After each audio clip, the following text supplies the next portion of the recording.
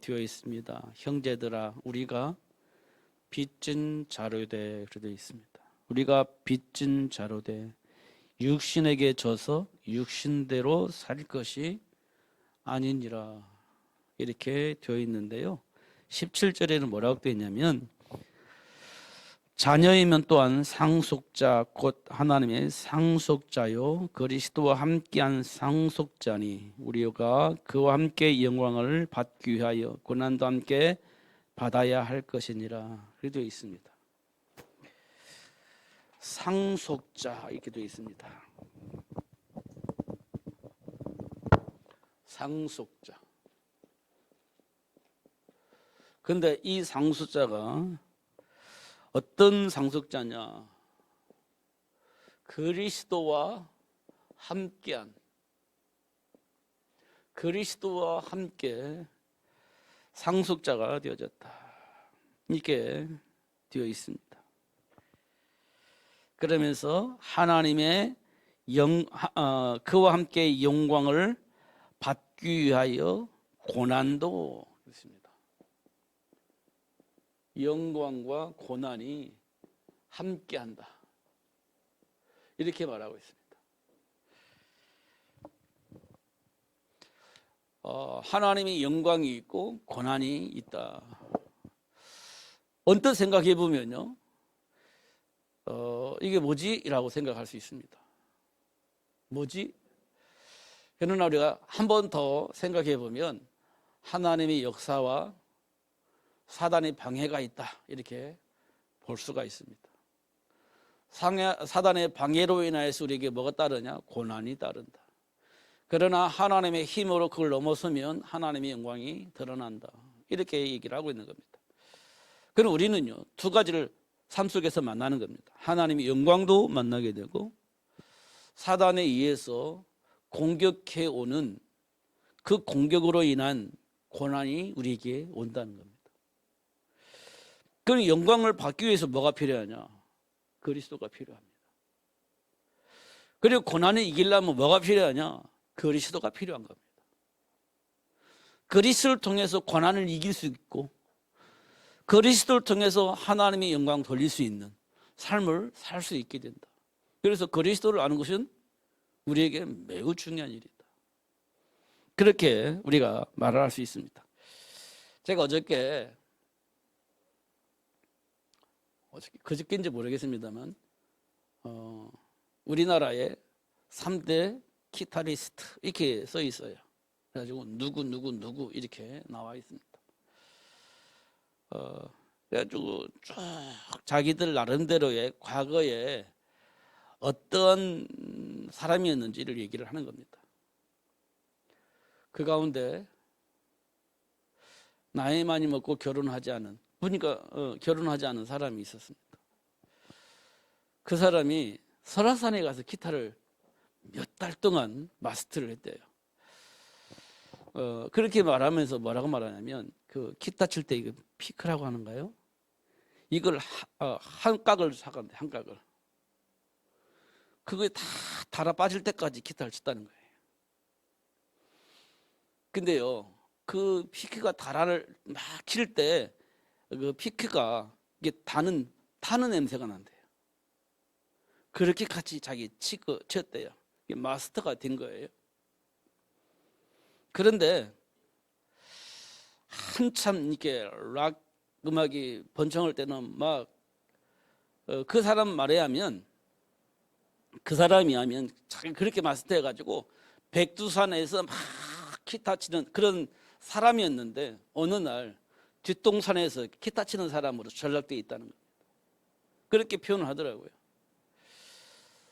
그러면서 초라하고 먹을 것이 없어서 길거리에 이렇게 앉아 있는 그런 상황을 보았다는 겁니다.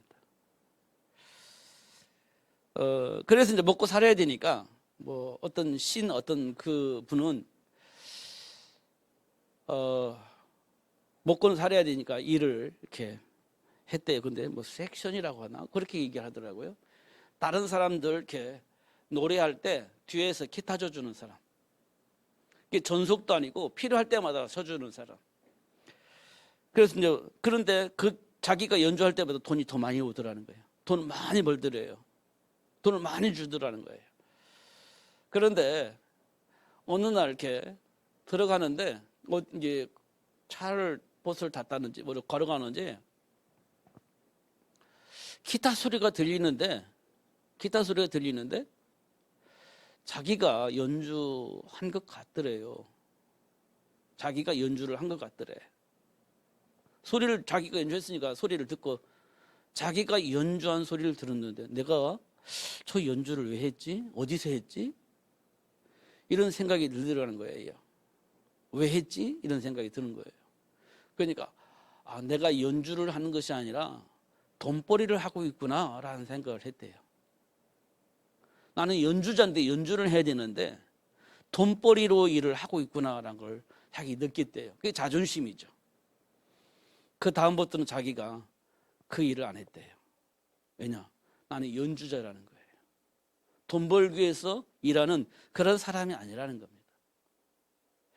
근데 그 말을 들을 때 일반 사람들도 자기 나름대로의 어떤 자존심이 있는데 이런 생각이 들었습니다.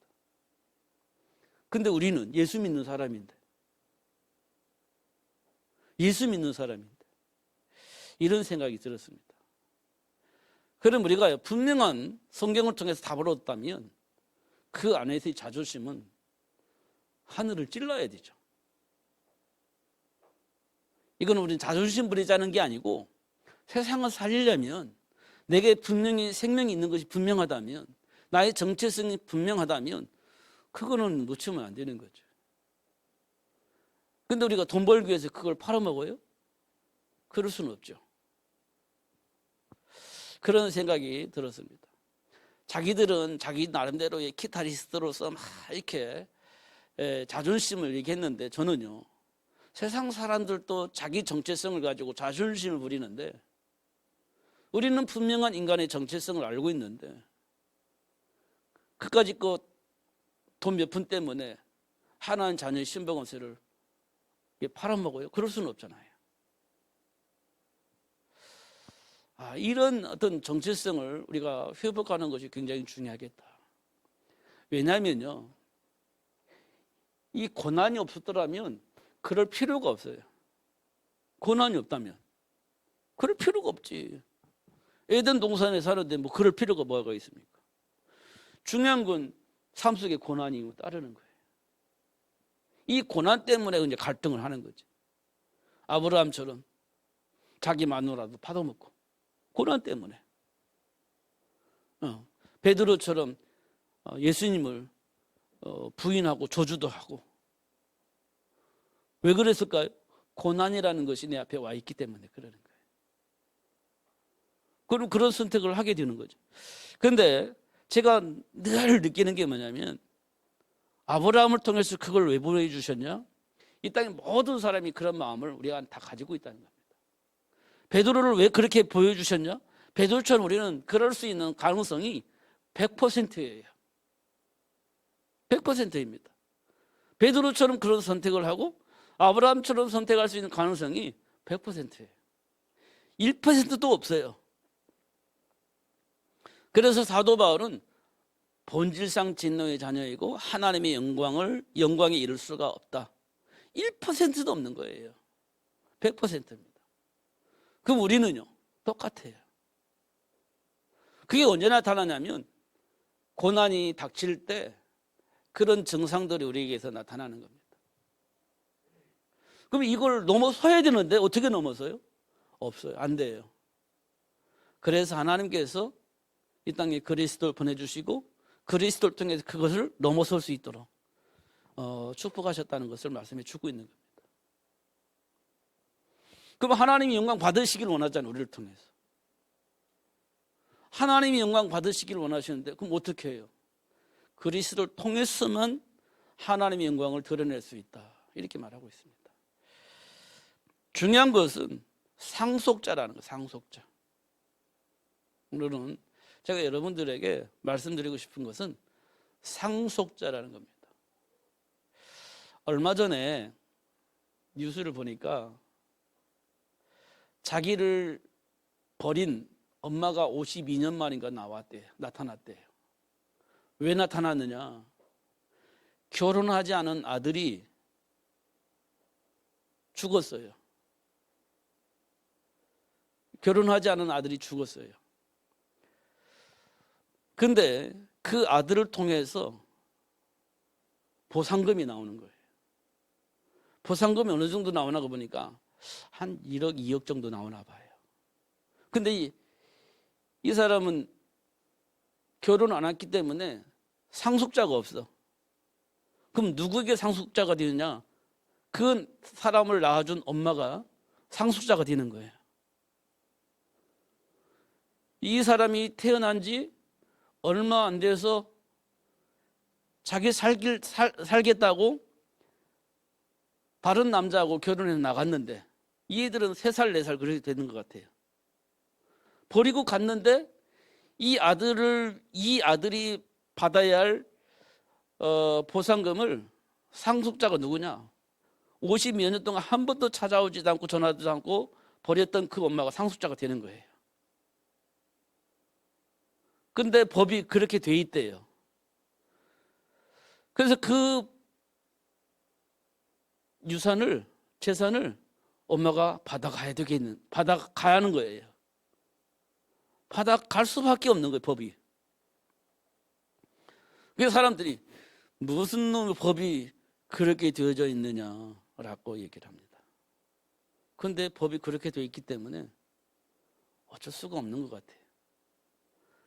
얼마나 억울해요. 그러니까 그 사람을 돌봤던 할머니도 계시고 그 사람을 돌봤던 다른 사람들이 많이 있는 거예요.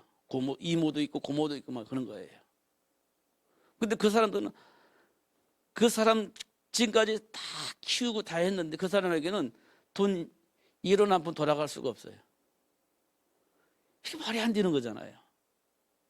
법이 그렇게 정해져 있는 겁니다. 지금 제가 무슨 말씀 드리려고 하냐면 상속자라는 말을 드리려고 하는 거예요. 우리가 하나님께로부터 상속받을 자격이 있냐? 없어요. 없어. 우리는 하나님을 배신하고 돌아선 사람입니다. 그럼 하나님께 상속받을 게 아무것도 없어요. 근데 하나님이 우리를 불러서 그 복을 주셨는데 누구를 통해서만 그 복을 받을 수 있냐면 예수를 통해서만 그 복을 받을 수 있어요. 본질상 진노의 자녀이고 마귀에게 일생 동안 종노릇하면서 하나님의 일을 반대하면서 살아왔던 우리가 어떻게 하나님께로부터 그 복을 받겠어요? 생각해 보면. 근데 하나님께서 뭐라고 말씀하셨냐? 예수를 믿으면 그 복을 받을 수 있다라고 얘기를 하고 있는 겁니다. 그게 저와 여러분이요, 과거에 무슨 짓을 했든 그게 중요한 게 아니에요. 하나님이 약속하신 그 약속을 통해서 그 복을 상속받게 되어 있다는 겁니다. 누구를 통해서? 그리스도를 통해서.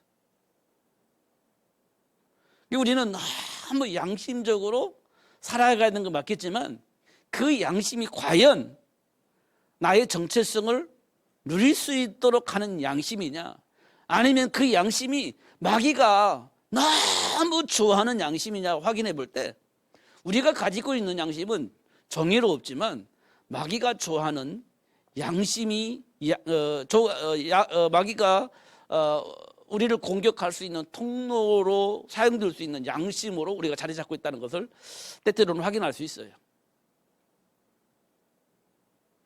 근데 그 양심 때문에 하나님 약속을 안 받아들여요.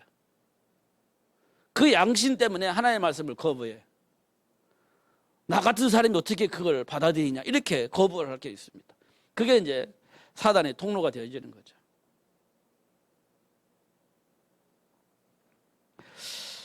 근데 그 모습, 이제 뉴스를 보면서, 이야, 제가 마음속에 이런 말을, 이야, 저 엄마는 양심도 없다. 이런 생각이 드는 거예요. 정말 양심도 52년 동안 떨어져 있는 거예요. 한 번도 연락도 하지 않은 겁니다. 찾아보지도 않은 겁니다. 완전히 버린 거죠. 근데 그 소식을 어떻게 알았을까요? 그 사람이 다른 남자하고 결혼해가지고 아기를 낳았어요. 아들을 낳았는데 그 아들이 그걸 알고 확인시켜 준 거예요. 엄마한테 가서 돈 받아오라고. 그러니까 이제 이복 동생이겠죠. 그러니까요, 법이 중요한 겁니다. 법이. 그 성령의 법은요, 우리를 살리는 겁니다.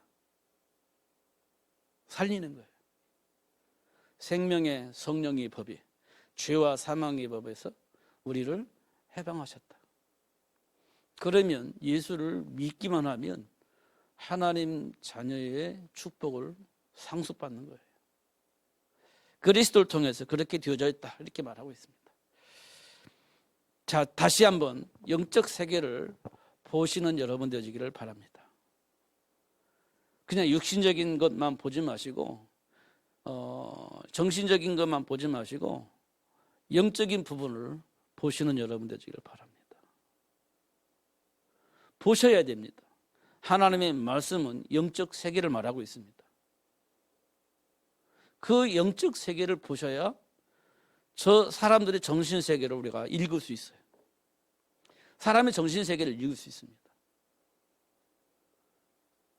그래야 그 사람을 정말 도와줄 수 있고 고쳐줄 수 있습니다.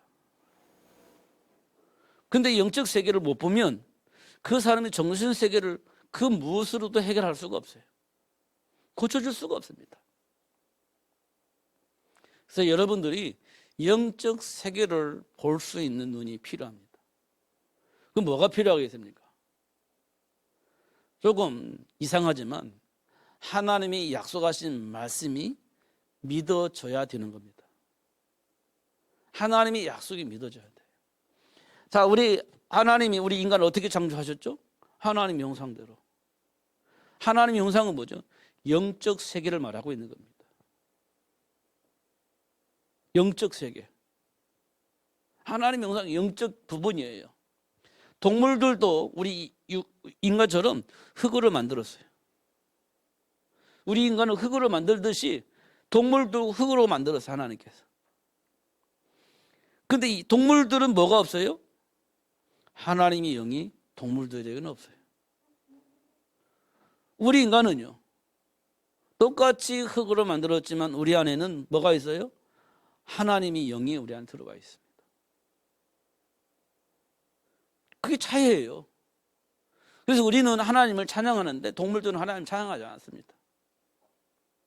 우리는 하나님을 예배하는데 동물들은 하나님 예배하지 않습니다. 왜냐하면 동물들에게는 하나님 형상이 없어요. 그래서 예배하지 않습니다. 그래서 동물들을 우리가 잡아먹을 수 있어요. 하나님 우리에게 음식을 주셨으니까 잡아먹으라고 음식으로 주셨어요. 근데 인간은요, 그렇게 하면 큰일 납니다. 왜냐하면 하나님이 우리 인간을 잡아먹으라고 허락하지 않았습니다. 살인을 하더라도 하나님이 용서를 하지 않습니다. 살인을 허락하지 않아요. 그만큼 우리는요, 귀한 존재예요. 왜냐? 하나님의 형상이 우리 안에 있기 때문에 우리는 귀한 존재입니다. 함부로 하면 안 되는 존재예요. 그게 차이입니다. 그래서 하나님과 함께 할 때 하나님의 영광 받으시는 거예요.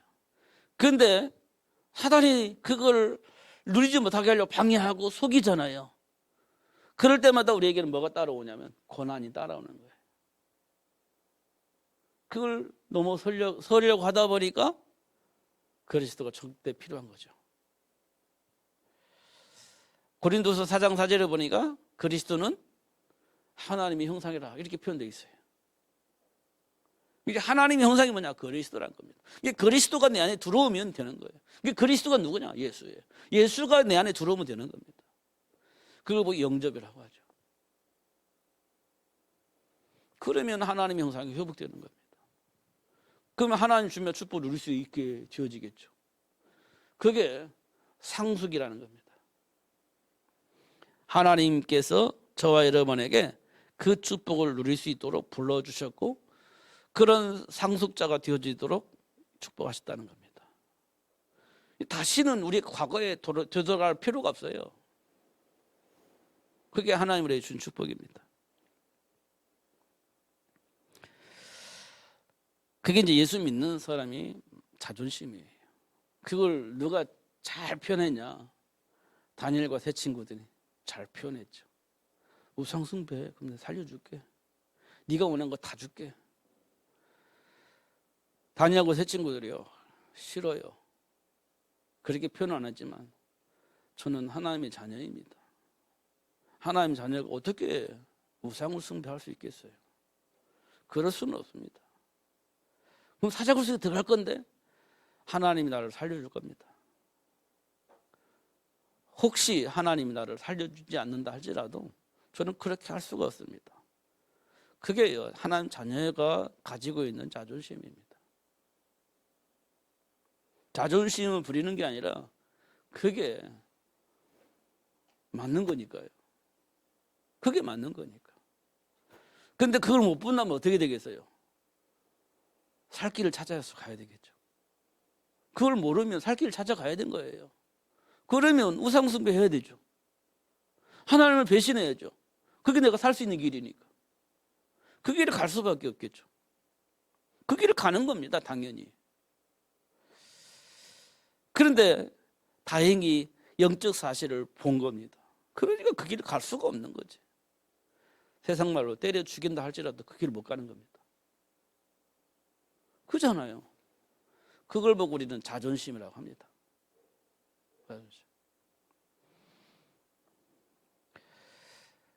하나님은 이런 사람들을 통해서 세상의 역사는 사단의 조직을 완전히 박살내는 겁니다. 완전히 박살내는 거예요. 그리고 하나님 나라를 회복시켜 주시죠. 누구를 통해서 그렇게 하셨죠? 모세를 통해서. 분명히 했죠. 그 막강한 애굽의 모든 시스템을 완전히 박살냈습니다. 누가? 하나님께서. 누구를 통해서? 모세를 통해서 그렇게 완전히 박살낸 겁니다. 분명히 그렇게 하셨죠, 하나님께서. 모세는요, 80세가 되어가지고 나이가 먹어가지고 힘이 없다라고 말하고 뭐 말도 제대로 할 수가 없어, 어눌하다고 얘기를 했고요. 그 다음에 과연 내가 애굽을 들어가가지고 애굽의 노예 생활하고 이스라엘 백성들 어떻게 내가 살려낼 수 있겠냐? 불가능한 거예요. 자꾸 변명을 했죠. 나이 먹었지, 말도 제대로 할 수가 없죠. 그러니까 내가 어떻게 하겠냐? 할 만한 사람 보내라고 이렇게 얘기를 했죠. 근데 하나님이 굳이 나이 많고 어눌한 모세를 불러가지고 이스라엘 백성 출애굽을 합니다. 그러니까 하나님 하시는 일 누구도 못 막는 거예요. 그러니까 여러분들이요, 나이 드셨다고, 뭐 어눌하다고, 뭐 가진 것이 없다고, 뭐 배경이 없다고, 나는 못합니다, 할 수가 없어요, 할 만한 사람 보내세요, 그렇게 모세처럼 말할 수 있죠, 양심상. 근데 하나님은 우리를 통해서 그 일을 하신다고 한다면 결국 그 일을 하게 되어진다는 겁니다. 결국 그 일을 하게 되는 겁니다. 실력이 있냐 믿음이 있냐 그건 상관없습니다. 하나님 나를 통해서 하시려고 작정을 하셨다면 그 일이 되어지게 되는 겁니다. 마태복음에 보면 아직도 의심한 자들이 있더라 이렇게 되어 있죠. 그런데 아직도 의심하는 그들을 향해서 예수님께서 뭐라고 말씀하셨냐? 너희는 가서 모든 민족으로 제자를 삼으라 이렇게 말합니다. 의심하는데 아버지와 아들과 성령의 이름으로 세를 베풀고 내가 분부한 모든 것을 가르쳐 지키게 하라 이렇게 말합니다. 아직도 의심하는데. 그런데 그들을 통해서 무슨 일이 벌어집니까? 로마 복음화가 되어지는 겁니다. 그들 통해서 로마 복음화가 되어지는 거예요. 하나님이 하시는 일입니다. 그게. 저와 여러분이 그 하나님을 알았다, 하나님 원하신 그 일을 할 수 있는 그 통로인 그리스도를 하나님은 우리에게 알게 하셨다. 그리고 정말 중요한 것은 우리가 말하고 있는 대로 237 나라 5천 종족을 살릴 수 있는 메시지를 내가 들었다. 이 말은 하나님 우리를 그렇게 하시겠다고 하는 겁니다. 그렇게 하시겠다는 거예요. 그런데 과연 우리가 할 수 있을까라고 생각해 볼 때 좀 불가능하게 보입니다. 모세가 볼 때 불가능하게 보였던 것처럼 우리가 과연 할 수 있을까 생각해 볼 때 불가능하게 보일 겁니다. 그런데 하나님은요, 모세를 통해서 출애굽을 할 수 있도록 역사하셨던 것처럼 하나님 우리를 통해서 세계가 복음화되어질 수 있도록 하실 것이라는 겁니다. 왜냐, 그게 내 안에 들어왔으니까. 그 말씀이 성취되도록 역사하실 하나님이 나에게 그 말씀을 담아주셨으니까 그렇게 되어지도록 역사하실 거 아닙니까? 우리가 아무것도 아닌 것처럼 보이지만요, 시간표에 따라서 사람들을 다 바뀌도록 하시는 하나님의 역사를 저는 보거든요. 알고 있었던 것이 아니라 믿음으로 회복되어지게 하시는 하나님의 역사를 봅니다. 그동안에는 우리가 들었던 것, 머릿속에 있었던 것, 이렇게 앵무새처럼 말을 했는데 어느 날부터 마음속에 있는 말들을 하는 것들을 봅니다. 그만큼 성장을 하는 거예요. 그만큼 믿음이 사실화되어져 가는 겁니다. 이 말은 뭐냐면 영적 세계를 보는 눈이 열려지는 거라는 겁니다. 하나님의 세계를 볼 수 있도록 하나님이 우리 영안을 열어서 보게 하신다는 거예요. 그러니까 그런 말들을 하게 되어지는 겁니다. 근데 그 눈이 안 열리면요, 말은 잘하는데 내 마음은 변화가 일어나질 않습니다. 변화가 안 일어나니까 어떤 말을 많이 하겠어요? 불신앙적인 것 얘기합니다. 부정적인 얘기 많이 합니다. 된다 안 된다 이런 얘기를 많이 하는 거예요. 왜? 내 마음은 변화가 안 일어나니까. 왜 안 일어나? 못 봐요. 그러니까 율법주의적 사고 속에서 우리가 벗어나지 못하는 겁니다. 맞고 틀리는 것에 기준을 가지고 있으니까 맞다 틀렸다 이것만 얘기할 수 있어요. 우리는 공부를 해서 알고 있으니까. 영적 세계를 못 보니까 결국 그거밖에 할 수 있는 게 그거밖에 없는 거예요. 보게 된다면요, 달라지죠. 그들에게 생명을 집어넣을 수 있습니다. 그들에게 하나님이 약속하신 축복을 전달해 줄 수 있습니다. 이건 불신앙적인 것도 아니고 부정적인 게 아닙니다. 생명을 집어넣어줘요. 그리고 능력을 전달해 줘요. 그러면 그 사람이요, 사단의 방해만 받지 않는다면 그 복을 받아들이지 않겠어요? 그게 이제 영안을 열어서 본 사람들이 할 수 있는 축복입니다. 그게 우리에게 주어져 있는 겁니다. 왜냐? 상속자니까. 이건 법으로 정해져 있어요. 하나님이 약속으로 정해져 있는 겁니다. 그래서 그 그리스도를 아는 사람은 이 상속자가 되는 거예요. 여러분은 예수를 그리스도로 믿고 영접했잖아요. 그러면 지금까지 내가 어떤 신앙생활을 해왔는지 확인할 수가 없겠지만 가장 중요한 것은 상속자가 되어졌다는 겁니다. 영접하는 순간 하나님이 약속하신 축복을 누릴 수 있는 상속자가 되어져 있다는 거예요. 알면 누리죠. 52년 동안 돌보지도 않았는데 법을 이용해서 그 모든 돈을 다 빼앗아 가는데, 놀라운 것은 그 엄마가 뭐라고 하는 줄 아나요? 한 푼도 줄 수가 없다, 다른 사람에게. 할아버지가 그렇게 했는데 한 푼도 줄 수가 없다. 와, 지독하죠. 왜냐? 법으로 정해져 있으니까. 하나님이 우리에게 그렇게 약속하신 겁니다. 그렇게 복을 주시겠다고 약속하신 겁니다. 그럼 우리는요, 그런 상속자가 되어 있는 겁니다.